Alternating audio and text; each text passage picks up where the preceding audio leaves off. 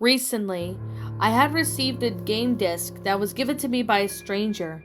Said he just finished playing the game and reset it. He also said to me that he didn't want any more, so he gave it to me. He didn't even ask for any money. I thanked the man and walked straight to my house to play it. I'm a huge video game fanatic. I've been one ever since the SNES came out, so you can guess that getting a freebie is exciting for me. I got home to examine the disc. It had a picture of a large marble vase with nothing on it except text that read, "Too much snow," and a plain black background. An image like this could be seen almost anything. When I put the disc into the disk drive, it instantly started up with the game on my PC. Here's what I saw. A plain black screen with a large vase with the writing that had on "Too much snow," just like the disc cover. There were 4 options to choose from the bold text spread text. The first option being Start Game, and the second being Continue. Although the Continue option was not as bold and red, once I tried clicking it, it did nothing except made an error sound. The third option was Options, which I selected. Only options chose were Volume, Quality, and Graphics. I adjusted the volume so it was at the 100% before I changed it back down to 120% because of that error sounded a bit too quiet for me. A text popped up and said, "Are you sure?" There was a yes and a no option. This was odd. Usually a message like this pops up when I try to exit the game without saving or so. I selected yes and it took me back to the options menu. The only qualities were low, medium, and high. I selected high because I always wanted the best experience, but the graphic option was another story. I thought graphic and quality were the same things. It was at 0% for some reason. I changed it back to 100%, and yet another text box appears saying, "Are you sure?" with a low-pitched drum beat sound, and this time an eerie-looking font. I selected yes, and it took me back to the options screen again. There was nothing left to do with the options, so I clicked exit. Back at the first screen was the last option named Leave. I selected it to see what it would do, but then I heard a sound after clicking it. A girl's voice made a loud, drawn-out whine sound. Then the Leave option just became the same color as the Continue option. It seems like the game didn't want me to leave, or yet perhaps just yet. I might as well start the game, I said to myself. I selected Start and the screen cut to black, and then a text box appeared saying, "Mother and Father always took care of me when they gave me new things when I deserved them. I loved traveling with them, and I always had lots of wonderful times. School was a hassle, but it was worth to come home and be treated like a horrible public school. This year we finally went on a trip again to Snow Woods Falls, and we rented a house all to ourselves, without any neighbors." And then the cutscene played out of a teenage girl waving goodbye to her parents from the window. A text popped up with the narration saying, "My dad went out to get groceries, and my mom would have some home alone time in the shack." Then the cutscene ended. The game seemed to be in a bit point-and-click style game as the cursor pointed up at the girl's door. I selected the door and it took me to the outside of the hall. A textbook appeared saying, "I think I should go outside. It's a nice day." I then selected the stairs and she went down. I decided to go click out the door front to look around. Outside had some very nice graphics, supporting a realistic style. When she was in the same area, a sound effect played that sounded like a light breeze.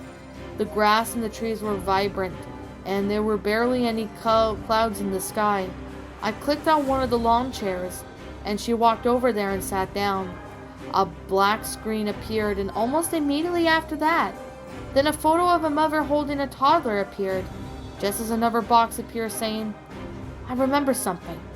My mother used to tell me a story about the Snowwood Falls. Then was there on the second Friday in May. Snowwood Goblin would just appear to look for people to play with, to make it seem like it wasn't such an evil villain creature. But then it would eat them at least they expected. I thought it was a pretty dumb story because it was too cliche for me. A monster who just kills people. That was unsettling as that.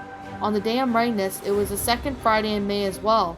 Something tells me this was too accurate to be a coincidence. The scene of outside came back again, and it was nighttime. This would mean that the girl had fallen asleep. The scenery was entirely different. Snow was all over the ground, in the trees, in the shed.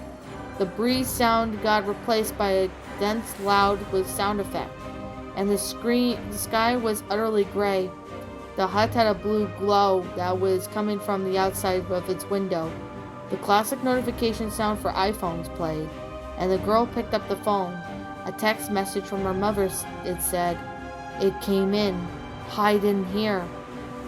It was the unfinished text that had something interrupted her mother. The window on the shed became red, and the doors opened, reveal a towering humanoid figure from far away. It looked towards me, and it started to get bigger, implying that it was coming closer.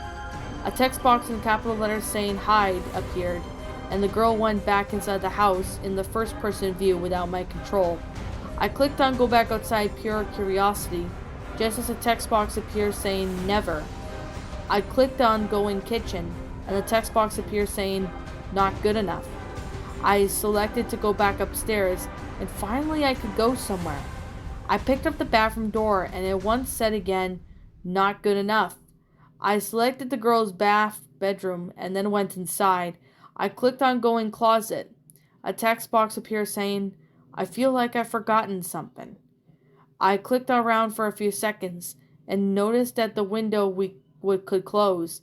Footstep sounds began to play, and my heart was beating really fast.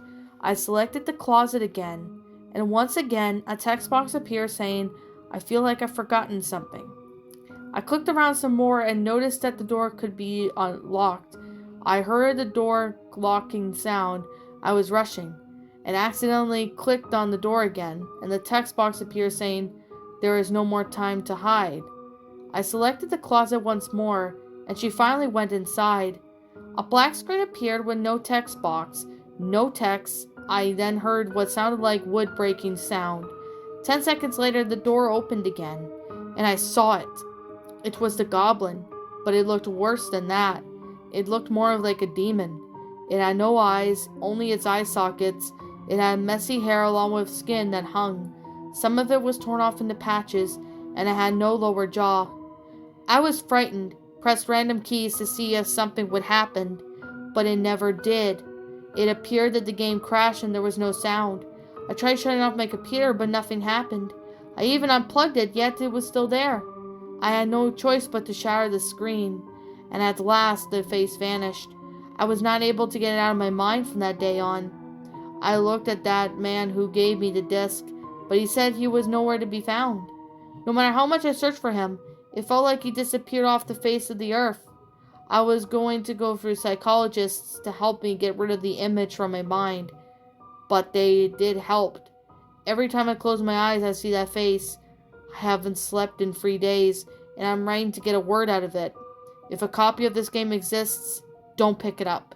Look away, turn around and run if you have to. I guess it's time I burn this game.